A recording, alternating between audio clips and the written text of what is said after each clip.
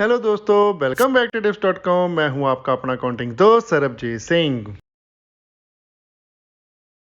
आज है हमारा डे 8 जिसमें हम कवर करने वाले हैं नेक्स्ट टॉपिक, जिसकी मैं इलस्ट्रेशन के साथ साथ प्रैक्टिकल प्रॉब्लम भी सॉल्व करवाऊंगा आपको। टॉपिक है हमारा calculation of depreciation on fixed assets and profit और loss on sale of fixed assets. अब आप सोच रहे होंगे कि डेप्रिसिएशन कैलकुलेट करना क्या है, सीधा रेट के साथ मल्टीप्लाई करो वैल्यू ऑफ एसेट को तो आपकी डेप्रिसिएशन निकल के आ जाती है। अगर आपका रिटर्न और वैल्यू है तो बुक वैल्यू से मल्टीप्लाई कर दो, अगर ओरिजिनल कॉस्ट है तो ओरिजिनल कॉस्ट से वैल्यू के मल्टीप्लाई कर दो तो डेप्रिसिएशन निकल जाएगी। तो इसमें क्या है, ये क्या सीखने वाली बात, ये तो हमने +1 में किया ही है। एग्जैक्टली आपने जो सारा कुछ +1 में किया है वो मैं करवाने भी नहीं लगा। जहां पर आपको क्या करवाना है, मैंने आज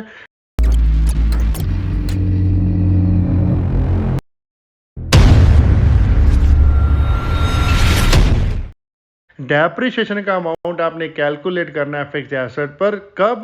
जब आपको रेट ऑफ डेप्रिसिएशन गिवन ना हो। तो सिंपल सी बात है, हमने कैलकुलेट करना है अमाउंट ऑफ डेप्रिसिएशन, लेकिन हमारे पास रेट ऑफ डेप्रिसिएशन तो है नहीं। अब फिर हम कैसे करेंगे, उसके लिए स्टेप बाय स्टेप प्रोसेस है, वो आपको मैं समझाने लगा हूं, तो समझ लीजिए। सबसे पहले आप ले लोगे opening balance of fixed assets. अगर आपको क्वेश्चन में गिवन है तो जितना भी है वो ले लेना है, ठीक है। Opening balance of fixed asset जितना भी है बुक्स में वो ले लीजिए। उसमें आपने ऐड करना है purchase of assets during the year, जितना आपने पूरे साल में एसेट्स खरीदा है। अब जो भी परचेज वैल्यू है वो इंक्लूडिंग ऑल टैक्सेस लेना है। ये बात ऑलवेज माइंड में रखना कि आपको क्या होगा कि क्वेश्चन में ना जीएसटी अलग से दिया जाएगा। तो आपने परचेज वैल्यू जितनी भी लेनी है, परचेज प्राइस प्लस जीएसटी करके लेनी है, ओके। और उसमें से आपने लेस करना है sale of asset during the year. जितना एसेट्स आपने पूरे साल में बेचा है, पूरी बुक वैल्यू का जितना भी बेचा उसमें आपने उसको लेस कर देना है।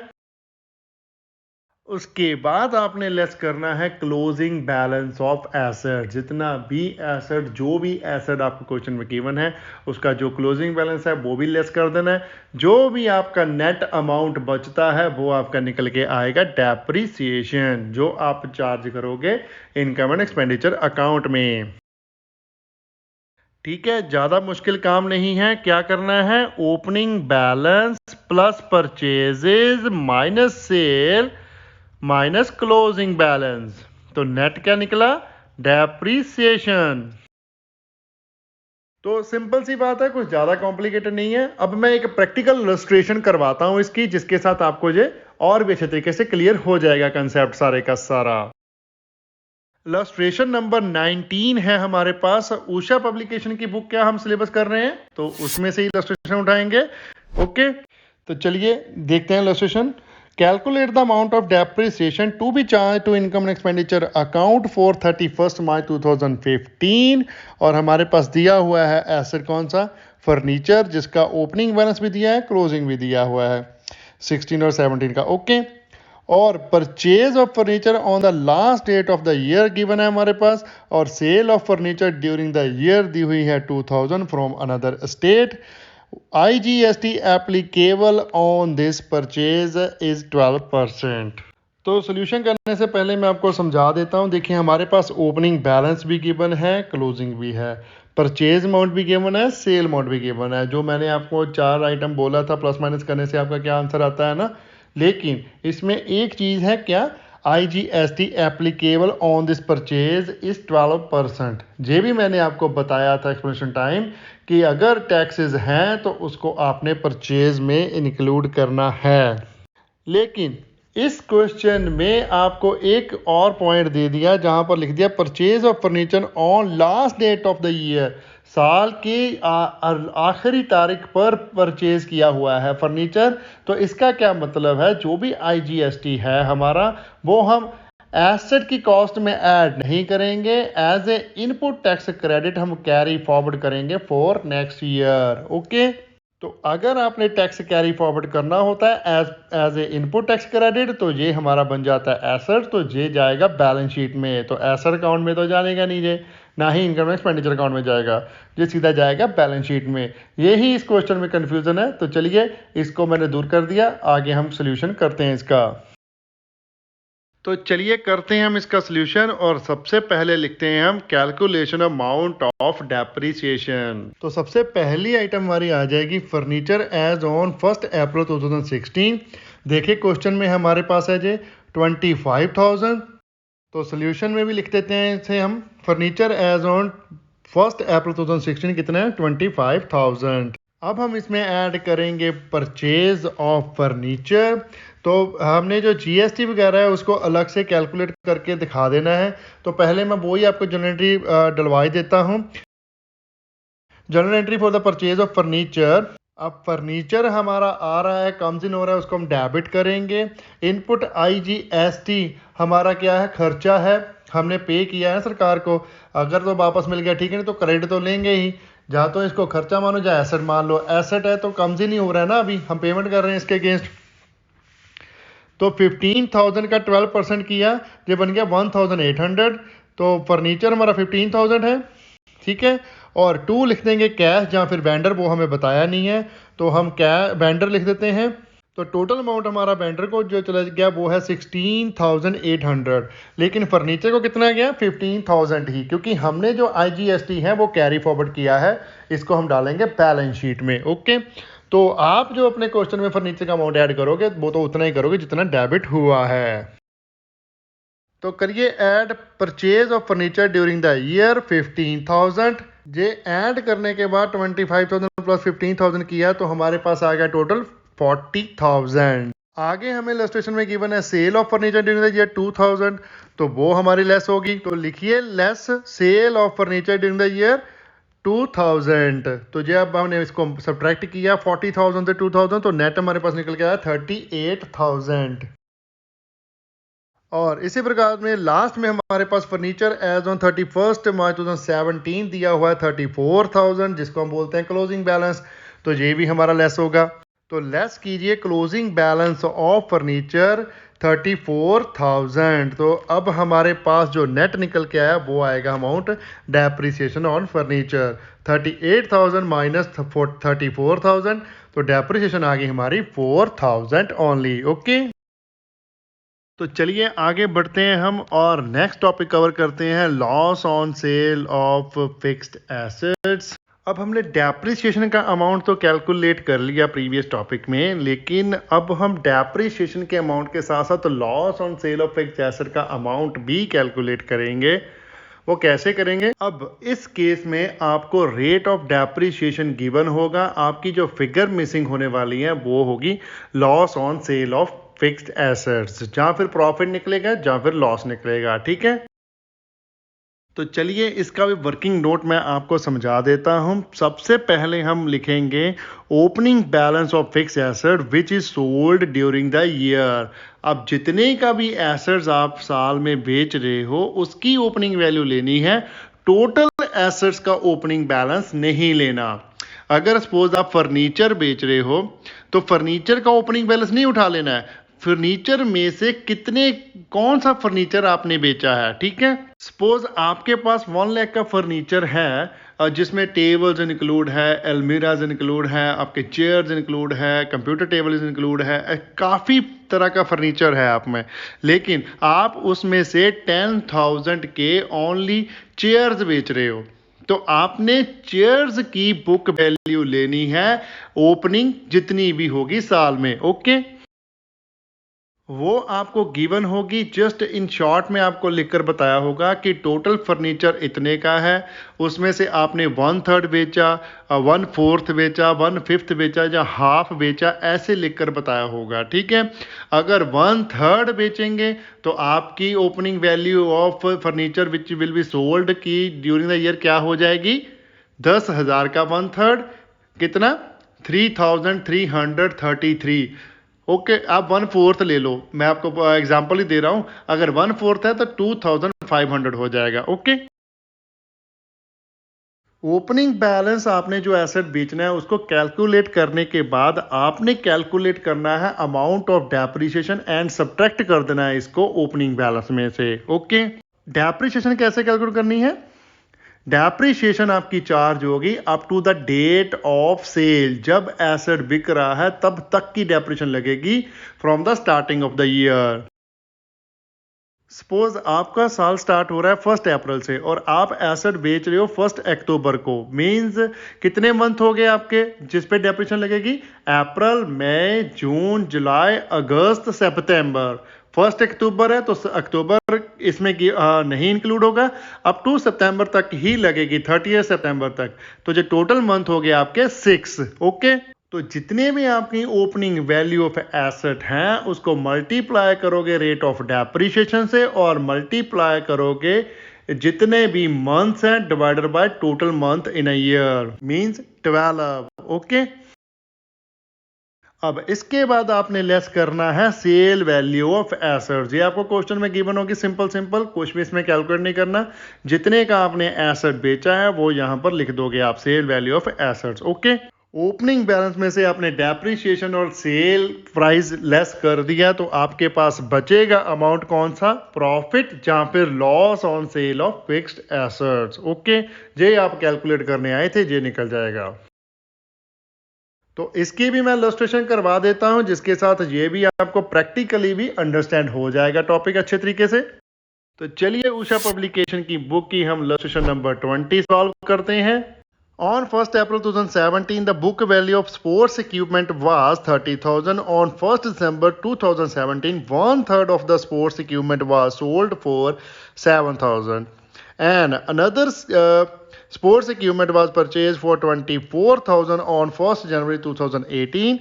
Depreciation is charged at 15% per annum. Show the loss on sale and depreciation of the sports equipment in the income and expenditure account and also the value of sports equipment at which it will appear in the balance sheet on 31st March 2018. अब देखिए illustration में आपको क्या क्या बताया है। एक तो ओपनिंग बैलेंस आपको स्पोर्ट्स इक्विपमेंट का दे दिया 1 अप्रैल 2017 का, और उसके बाद इसने बोला है कि 31 दिसंबर 2017 में 1/3 स्पोर्ट्स इक्विपमेंट हमने बेच दिए हैं। ठीक है, उसकी वैल्यू बताइए सेल प्राइस की। बेचे कब है? 1 दिसंबर को। ओपनिंग बैलेंस हमें बताया 1 अप्रैल को। तो ये गैप जो है इतने मंथ का, उतने मंथ की हमारी डेप्रिसिएशन कैलकुलेट हो जाएगी, तो हम उसमें से लॉस जो हमारा होगा वो निकाल लेंगे। सेल प्राइस तो हमें गिवन ही है, और उसके बाद परचेज भी दी हुई है आपको। ठीक है, रेट ऑफ डेप्रिसिएशन आपको गिवन है और balance sheet and income expenditure account बनाने को बोला है 31 मार्च 2018 का। मींस आपका करंट ईयर कौन सा हो गया? 1 अप्रैल 2017 से लेके 31 मार्च 2018। इसको आप solve with in the income and expenditure account या फिर बैलेंस शीट में भी कर सकते हो, या फिर जस्ट यहाँ पर अमाउंट डालो इनकम एक्सपेंडिचर अकाउंट में, वर्किंग नोट में सारी की सारी अपनी कैलकुलेशन दिखा सकते हो जैसे मैंने आपको सिखाया है। तो मैं तो वर्किंग नोट में ही आपकी कैलकुलेशन करनी सिखाऊंगा। वर्किंग नोट में कैलकुलेट करके अमाउंट आप इनकम एक्सपेंडिचर अकाउंट में यहाँ पर डालोगे। तो चलिए फटाफट से वर्किंग नोट प्रिपेयर कर लेते हैं और कैलकुलेट करते हैं loss on sale of fixed assets. सबसे पहले हम देखेंगे opening balance of asset which is sold during the year. जी हम कैसे कैलकुलेट करेंगे? देखिए क्वेश्चन में हमें बताया है बुक वैल्यू हमें दी हुई है टोटल एसेट की कितनी है, उसमें से बेचा कितना है? 1/3। तो 1/3 कर दो, सिंपली आपका ओपनिंग बैलेंस जो बेच रहे हो वो निकल के आ जाएगा। तो कीजिए 30,000 मल्टीप्लाई बाय 1/3, तो ये हमारा निकल के आ गया 10,000। नेक्स्ट हम इसमें से सब्ट्रैक्ट करेंगे depreciation up to the date of sale. तो डेट ऑफ सेल हमारी क्या है? 1 दिसंबर 2017। तो मंथ काउंट कर लीजिए कितने बनते हैं? अप्रैल, मई, जून, जुलाई, अगस्त, सितंबर, अक्टूबर, नवंबर तक। ठीक है, कितने हैं? 8 मंथ बने हैं। दिसंबर इसमें इंक्लूड नहीं होगा क्योंकि 1 दिसंबर को ही सेल आउट किया हुआ है। तो हम डेप्रिसिएशन का अमाउंट 8 मंथ का कैलकुलेट करेंगे। तो कीजिए 10,000 multiply by 15% multiply by 8/12। Okay, तो अमाउंट हमारा निकल के आया 1000। अब इसमें से हम सब्ट्रैक्ट कर देंगे सेल वैल्यू ऑफ एसेट जो क्वेश्चन में गिवन है हमें 7000। तो लेस कर दीजिए 7000। तो चलिए अब हम इसको नेट ऑफ करेंगे जिससे आपको पता चल जाएगा प्रॉफिट और loss on sale of fixed asset. Opening balance है हमारे पास 10,000, उसमें सब्ट्रैक्ट कर दीजिए डेप्रीशिएशन 8 मंथ की 1,000 और सब्ट्रैक्ट कर दीजिए सेल प्राइस जितना है 7,000। तो 10,000 से 1,000 और 7,000 माइनस किया तो हमारे पास नेट निकल के आया 2,000। अब जो वैल्यू आई है पॉजिटिव, क्योंकि बुक वैल्यू में से हम सेल वैल्यू निकाल रहे हैं लेकिन हमारा आ रहा है पॉजिटिव, तो इसका क्या मतलब है, ये है हमारा loss on sale of fixed assets. अगर तो नेगेटिव में आता तो होता profit on sale of fixed assets. Okay, तो चलिए अब हम क्वेश्चन में बनाते हैं हमारा इनकम एंड एक्सपेंडिचर अकाउंट। तो लिखिए income and expenditure account for the year ended 31 March 2018। Income side और एक्सपेंडिचर साइड आप बना लो डेबिट क्रेडिट, और उसमें लिख दीजिए to loss on sale of sports equipment. कितना है, 2,000। अब लॉस तो हमने इनकम एक्सपेंडिचर अकाउंट में डाल दिया। अब और क्या आइटम डलेगी इसमें, डेप्रीशिएशन ऑन फिक्स एसेट्स। अब डेप्रीशिएशन ऑन फिक्स एसेट हमारे पास 3 टाइप के एसेट्स हो चुके हैं। एक तो जो अभी तक हमारे पास बैलेंस बचा पड़ा है, और एक जो हमने अब बेच दिया है जिसका हम अमाउंट ऑलरेडी कैलकुलेट कर चुके हैं, वो तो ऐसे ही ऐड कर लेंगे। और एक जो हमने ड्यूरिंग द ईयर खरीदा है उस पर भी हमें डेप्रीशिएशन अलग से कैलकुलेट करनी पड़ेगी, क्योंकि पीरियड में डिफरेंस आ रहा है ना सारे का। तो चलिए इसका भी मैं आपको वर्किंग नोट बना देता हूं अच्छे तरीके से। तो लिखिए calculation amount of depreciation to be charge to income expenditure account for full year. तो ये सबसे पहला अमाउंट है वो तो हमने कैलकुलेट किया ही हुआ है, डेप्रीशिएशन ऑन एसेट सोल्ड पर। वो कितनी है, हमने 1,000 कैलकुलेट किया था, वो तो सीधा सीधा लिख लो। इसमें ऐड कर लीजिए depreciation on opening balance of fixed assets except sold. Sold को निकालकर जो ओपनिंग बैलेंस बचा, तो वो कितना बचा, 30,000 माइनस 10,000। बुक वैल्यू माइनस करनी है जितने का हमने ऊपर लिया था, ठीक है। अब तो ये बचा हमारे पास 20,000 का बैलेंस 20,000 पर। तो 20,000 मल्टीप्लाई बाय 15%, तो ये हमारा डेप्रीशिएशन निकल के अमाउंट 3,000। तो इसको भी साइड में लिख लीजिए। और लास्ट में है हमारे पास, देखिए क्वेश्चन में another sports equipment was purchased for 24,000 on 1st January 2018। ठीक है, तो साल में ही परचेज किया है, लेकिन 1 जनवरी 2018 में किया है। तो इस पे कब तक डेप्रीशिएशन लगेगी, जब तक ईयर क्लोज नहीं हो जाता। तो अब हम सिंपली कितने मंथ की डेप्रीशिएशन चार्ज करेंगे, 1 जनवरी 2018 को हमने परचेज किया है जो स्पोर्ट्स इक्विपमेंट, और हमारा साल खत्म हो रहा है 31 मार्च 2018 को। जनवरी, फरवरी और मार्च 3 मंथ की डेप्रीशिएशन कैलकुलेट होगी on purchase of sports equipment. तो कर लीजिए 24,000 मल्टीप्लाई बाय 15% मल्टीप्लाई बाय 3/12। तो ये अमाउंट हमारा निकल के आया 900। अब इसका हम टोटल लगा लेंगे, तीनों का टोटल लगा के हमारी टोटल डेप्रीशिएशन बनी है 4,900। तो चलिए अब हम इसे लिख लेते हैं हमारे इनकम एक्सपेंडिचर अकाउंट में। तो लिखिए टू डेप्रीशिएशन 4,900। चलिए अब हम बना लेते हैं balance sheet as on 31 March 2018। वैसे तो मैं तो बोलूंगा वर्किंग नोट ही प्रिपेयर कर लीजिए। सिंपल लिखिए calculation of closing balance of sports equipment. तो चलिए लिखिए opening balance of sports equipment कितना है हमारे पास, 30,000। इसमें से हमने लेस करना है sale of sports equipment during the year, जितनी हमने की है वो उसकी वैल्यू कितनी है, 10,000। आपने बुक वैल्यू ही सब्ट्रैक्ट कर देनी है, जिसके साथ क्या होगा कि आपका वैल्यू ऑफ सेल भी सब्ट्रैक्ट साथ हो जाएगा, लॉस भी हो जाएगा और डेप्रिसिएशन भी। जितना एक्चुअल एसेट्स था वो सारे का सारा एक साथ ही निकल जाएगा। ओके, कितना बैलेंस आ गया आपका, 20,000 सीधा सीधा। अब हम इसमें ऐड कर लेंगे परचेज ड्यूरिंग द ईयर, वो हमारा अमाउंट है 24,000। तो टोटल अमाउंट आपका निकल के आया 44,000। अब एंड में हम लेस करेंगे amount of depreciation, only 2 he depreciation इसमें लेस होगी, क्योंकि सेल वाली हमने टोटल बुक वैल्यू में इंक्लूड करके पूरी की पूरी सेल जो है उसका पूरा बुक वैल्यू ही माइनस कर दिया है।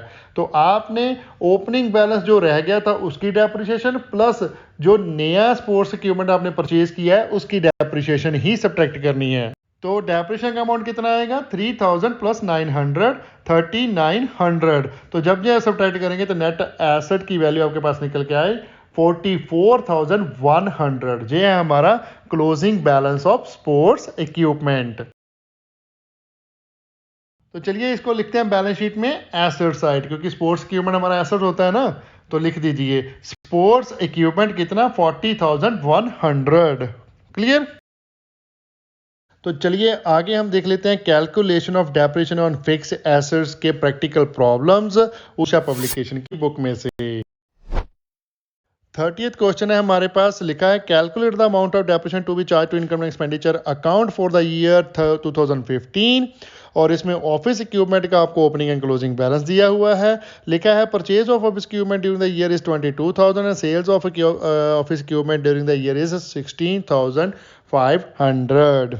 अब सब कुछ आपको गिवन है, अमाउंट ऑफ डेप्रिसिएशन कैलकुलेट करना है। तो सिंपली हम क्या करेंगे, एक वर्किंग नोट प्रिपेयर करेंगे तो आंसर निकाल के सामने रख देंगे। तो लिखिए सबसे पहले opening balance of office equipment कितना है, 42,000। तो लिख लीजिए 42,000। अब इसमें ऐड कर लीजिए purchase of office equipment during the year कितना है, 22,000। और लेस कर दीजिए इसमें से sale of office equipment during the year 16,500। तो ये लेस हो गया। और एंड में सब्ट्रैक्ट कर देंगे हम लास्ट आइटम हमारी closing balance of office equipment कितना है, 38,000। ठीक है। तो चलिए अब इसको टोटल लगा लेते हैं। ओपनिंग बैलेंस 42,000 में ऐड कर लीजिए 22,000 और लेस कीजिए 16,500 एंड 38,000। तो ये हमारा अमाउंट निकल गया 9,500। तो ये है amount of depreciation to be charge to income and expenditure account. Okay, तो सिंपल सा क्वेश्चन था। डिट्टो क्वेश्चन है इलस्ट्रेशन नंबर जो हमने 19 की थी उसके साथ। नेक्स्ट क्वेश्चन की ओर बढ़ते हैं। चलिए देखिए question number 31, from the following information calculate the amount of depreciation to be charge to income and expenditure account for 31 March 2015। Furniture का आपको ओपनिंग क्लोजिंग बैलेंस भी दिया है और लिखा है furniture purchased on the last date of year 20,000 from another state, IGST applicable on that purchase is 12%। ये तो एकदम डिट्टो क्वेश्चंस है जो आपने इलस्ट्रेशन की थी, इलस्ट्रेशन नंबर 19। जो 30 था उसमें IGST का कोई इशू नहीं था, इसमें IGST भी आपको बताया गया है। कैलकुलेशन सेम रहेगी, जस्ट इसमें सेल का अमाउंट नहीं है तो थोड़ा सा इजी कर दिया इसको। और तो चलिए कैलकुलेट करते हैं। सबसे पहले लिखिए सोल्यूशन में calculation of amount of depreciation to be charge to income expenditure account. और स्टार्ट करेंगे हम with opening balance of furniture as on 1 April 2014। कितना है क्वेश्चन में देख लीजिए, 28,000। ओके, अब इसमें हम ऐड कर देंगे परचेज ऑफ फर्नीचर। अब फर्नीचर हमारा परचेज किया है लास्ट डेट ऑफ ईयर में, तो जो भी IGST होगा उसको हम कैरी फॉरवर्ड करेंगे, वो जाएगा हमारा बैलेंस शीट में। तो इसमें टोटल जितने की परचेज है वो ही हम ऐड करेंगे अमाउंट। ओके, तो लिख लीजिए ऐड परचेज ऑफ फर्नीचर 20,000। तो जो IGST वाला है वो वर्किंग नोट में आप एक अपनी जर्नल एंट्री डाल सकते हो, वो बन जाएगी आपकी furniture account debit input IGST account debit to cash account. Furniture के सामने आ जाएगा आपका 20,000 और IGST में सामने आपका आ जाएगा 2,400 और टोटल आ जाएगा अमाउंट आपका 22,400। अब सेल की वैल्यू तो हमें गिवन नहीं है तो सीधा ही लेस कर देते हैं closing balance of furniture as on date 31 March 2015, जहां पर आपको 13 लिख कर दे दिया है। 13 कोई हमारा मंथ नहीं होता, क्वेश्चन में आपकी बुक में लिखा है ना, इसको आप सही कर लेना। जहां पर 03 आएगा 13 नहीं आएगा। ठीक है, तो कितना है बैलेंस लिख देते हैं 42,000। ओके, अब 28,000 प्लस 20,000 ये हमारा बन गया 48,000। इसमें सब्ट्रैक्ट किया हमने 42,000 तो ये हमारा निकल गया 6,000। ये है हमारा amount of depreciation to be charge to income and expenditure account. तो हमारा क्वेश्चन का आंसर निकल गया, क्वेश्चन हो गया complete. Question number 32. The book value of furniture on 1st January 2015 was 54,000. On 1st July 2015, 1/4 of the furniture was sold for 9,000 and 2 tables were purchased for 8,000 on 1st October 2015. Depreciation is charged at the 10%. Show the loss on sale of furniture and also the depreciation to be charged to income and expenditure account. Show at what value of furniture will be shown in the balance sheet on 31st December 2015. तो ये question है हमारा ditto illustration number 20 से। तो इसका आपका जो topic है वो भी उसका क्वेश्चन भी आपका क्लियर हो जाएगा। इलस्ट्रेशन तो हमने करवाई दी है। तो चलिए फटाफट से इसका क्वेश्चन भी कर लेते हैं। Amount of loss on furniture charge to income and expenditure account. तो सबसे पहली आइटम लिखेंगे हम opening balance of furniture which is sold during the year. वो हमारी बन जाएगी क्योंकि ओपनिंग बैलेंस हमें दिया हुआ है ऑलरेडी 54,000, उसका 1/4 फर्नीचर हमने बेचा है। तो लिखिए तो 54,000 मल्टीप्लाई बाय 1/4 जो है हमारा निकल के अमाउंट कितना 13,500। अब इसमें से हम लेस कर देंगे depreciation up to the date of sale इसी एसेट्स की। तो कितना अमाउंट है 13,500 मल्टीप्लाई बाय कितना कर देंगे 10% जो रेट ऑफ डेप्रिसिएशन है। तो मंथ कितने बनेंगे हमारे मंथ है हमारा 1 जुलाई। ठीक है 1 जुलाई को सेल की है 1 जन से ईयर हमारा स्टार्ट हो रहा है। तो मंथ काउंट कर लेते हैं जन फेब मार्च अप्रैल मई जून जुलाई। जुलाई में तो बेच दिया तो जून तक ही आएंगे ना। ओके तो ये कितने हो गए 6 मंथ। ओके तो लिखिए 6/12। तो कैलकुलेट करने के बाद हमारा अमाउंट निकल के आ गया है 675। ओके अब इसमें से हम लेस कर देंगे सेल वैल्यू ऑफ एसेट्स। तो सेल वैल्यू हमें गिवन है देखिए क्वेश्चन में कितनी है 9,000। तो 9,000 हमने सब्ट्रैक्ट किया तो नेट ऑफ हमारा निकल के आएगा लॉस। 13,500 से सब्ट्रैक्ट किया हमने 675 एंड 9,000 तो नेट अमाउंट हमारा निकल के आया 3,825। तो ये क्या निकला है हमारा amount loss on sale of machinery which is debited to income expenditure account. Okay तो लिखिए income and expenditure account as on date 31 December 2015। Debit side लिख देंगे हम to loss on sale of furniture 3,825।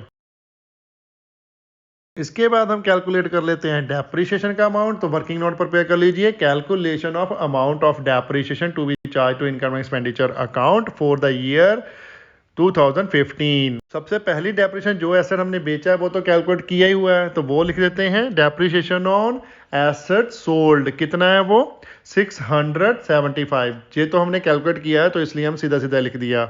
अब इसमें हम ऐड कर लेंगे amount of depreciation on balanced asset.